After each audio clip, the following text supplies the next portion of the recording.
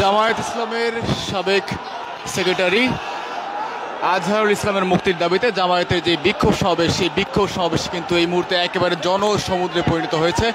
দেখতে পাচ্ছেন যে একেবারে লাখ লাখ লাখ লাখ নেতাকর্মীরা কিন্তু এই মুহূর্তে একেবারে যেই পুরো এলাকাটি, সেই পুরো এলাকাটি কিন্তু এখন একেবারে কিন্তু ব্লক করে রেখেছে এবং দেখতে পাচ্ছেন যে লাখ লাখ লাখ লাখ জামায়াতের নেতাকর্মী তারা কিন্তু যে পল্টন এবং আশপাশের কয়েক কিলোমিটার এলাকা কিন্তু এখন একেবারে কিন্তু জনসমুদ্রে পরিণত হয়েছে এবং এই মুহূর্তে কিন্তু জামায়াত ইসলামের যেই আমির ডক্টর শফিকুর রহমান তিনি কিন্তু বক্তব্য রাখছেন। আমরা একটু দেখানোর চেষ্টা করব।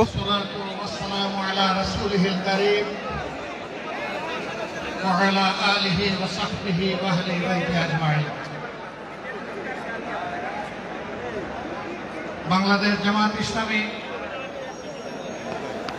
ঢাকা মহানগরী দক্ষিণ এবং উত্তর কর্তৃক আয়োজিত বাংলাদেশ জামায়াত ইসলামের তৎকালীন ভারপ্রাপ্ত সেক্রেটারি জেনারেল, বাংলাদেশের সবচেয়ে বড় মুসলিম জননেতা জনাব এটিএম আজহারুল ইসলামের মুক্তির দাবিতে আয়োজিত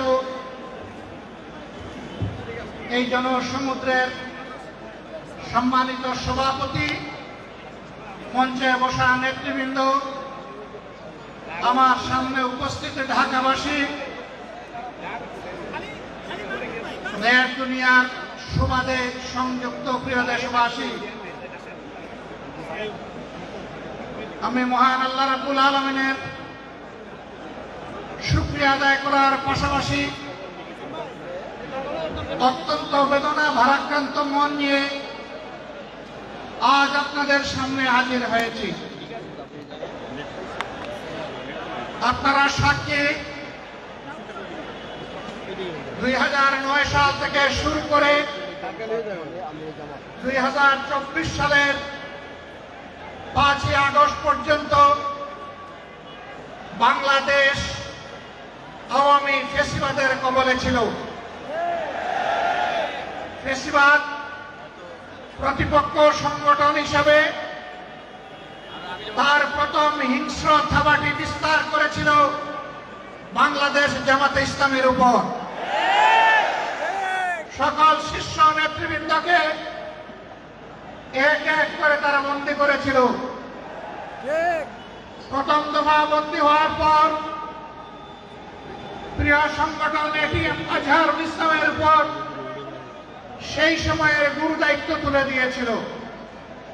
ভারপ্রাপ্ত সেক্রেটারি জেনারেল হিসেবে সংগঠনকে তিনি নেতৃত্ব দিচ্ছিলেন। পথের কাঁটা সরানোর জন্য বাকিদের ধারাবাহিকতায় ষড়যন্ত্র অব্যাহত রেখে তাকেও গ্রেফতার করা হলো। এক এক করে 13টি বছর অতিবাহিত হয়েছে। কারাগারে অন্ধকার প্রকোষ্ঠে তিনি আছেন, এখনো তিনি মুক্ত হননি।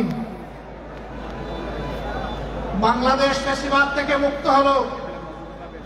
আমাদের প্রশ্ন, ফ্যাসিবাদের সবচেয়ে কঠিন সাক্ষী আজহারুল ইসলাম সাহেব মুক্ত হলেন না কেন? কোন জিনিস তাকে এখনো আটকে রাখতে বাধ্য করেছে? কেন এই বৈষম্য?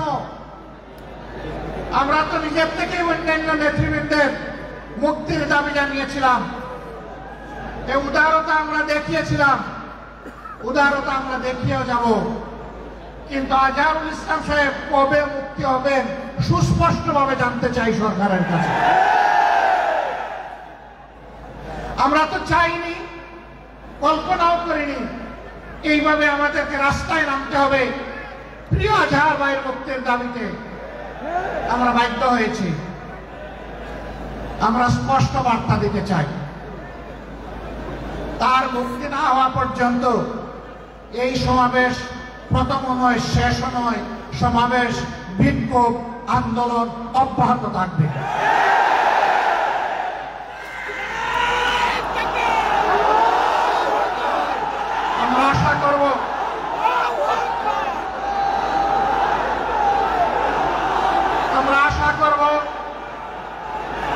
সরকার শুভমুক্তির পরিচয় দেবেন।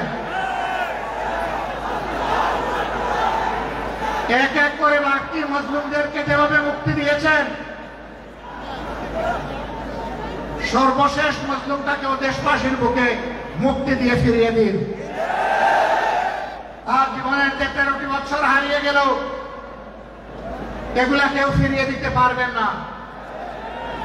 আর 13টি মিনিট তিনি জেলের ভিতরে থাকুন, আমরা তা চাই না। আমরা ভদ্র, কিন্তু আমরা বোকা নই। আমাদের ভদ্রতার এই উপহারকে কেউ যেন দুর্বলতা মনে না করেন। ভদ্রতা যখন শক্ত হয়, তখন কি পরিমাণ শক্ত হতে পারে 15.5 বছর তা বাংলাদেশ দেখেছে। আমি কারো কথা বলবো না, কে কি করেছেন, কোথায় আপোষ করেছেন করেন না, এটা আমার সাবজেক্ট না। কিন্তু মহান আল্লাহর পর ভরসা করে মহান আল্লাহকে সাক্ষী রেখে বলছি 15.5 বছর মহান আল্লাহ দেওয়া শক্তির কারণে, মহান আল্লাহকে ভয় করার কারণে বাংলাদেশ জামাতে ইসলামী কোন অপশক্তির কাছে কখনো মাথা নত করেননি। জীবন দিয়েছে, আপোষ করেনি।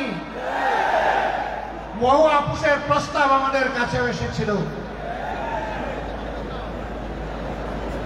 ফাঁসির কাস্টে নেতৃবৃন্দকে পাঠিয়ে দেওয়ার আগে জনে জনে দফায় দফায় প্রস্তাব এসেছিল। বাংলাদেশের জনগণ জানে, জীবিত অবস্থায় আল্লাহ সেই নেক বান্দারা, বাংলাদেশের বীর সন্তানেরা, তারা ওই সমস্ত প্রস্তাবগুলোকে পায়ের তলে ফেলে দিয়েছিলেন। আমরা তাদের উত্তরসূরি। সুতরাং মেহরবানি করে আমাদের আর ধৈর্যের পরীক্ষা দিবেন না, তাকে মুক্তি দিন। কেন আমাদের নিবন্ধন আটকে রেখেছেন? নিবন্ধন তো জালিম সরকার কেড়ে নিয়েছিল। সেই জুলুম আপনারাও কি আমাদের উপরে করবেন? এই জন্য কি হাজার জনতা জীবন দিয়েছে, হাজার হাজার মানুষ পঙ্গুত্ব বরণ করেছে, আবারও সেই বৈষম্য দেখার জন্য। আমরা বাংলাদেশের মাটিতে আর কোন বৈষম্যকে বরদাস্ত করব না। সকল বৈষম্যের কবর রচনা না হওয়া পর্যন্ত আমাদের আন্দোলন অব্যাহত থাকবে ইনশাআল্লাহ। আমি প্রিয় সহকর্মীদের কাছে জানতে চাই, 15.5 বছর জীবন দিতে যেমন ভয় করেন নাই, গুলির সামনে বুক পেতে দিতে ভয় করেন নাই, সর্বশেষ জুলাই আন্দোলনে শরীক হয়ে যেমন করে দেশপ্রেমের দায়িত্ব এবং দেশপ্রেমের প্রমাণ পেশ করেছেন, একটি মানবিক বাংলাদেশ, বৈষম্যহীন বাংলাদেশ গড়ে তোলা পর্যন্ত আপনারা কি একই লড়াই করার জন্য প্রস্তুত আছেন?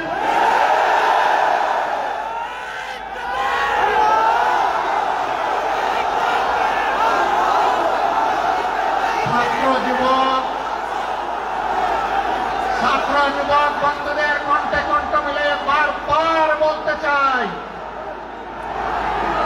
আবু সাইদ মুক্ত, আবু সাইদ মুক্ত, শেষ হয়নি যুদ্ধ,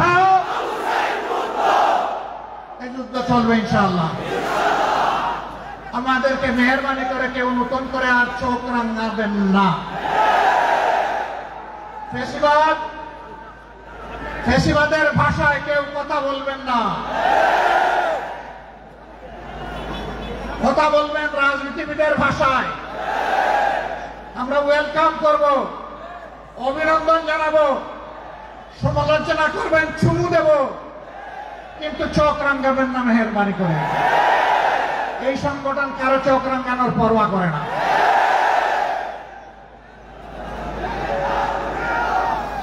আমার সম্মানিত ভাইয়েরা,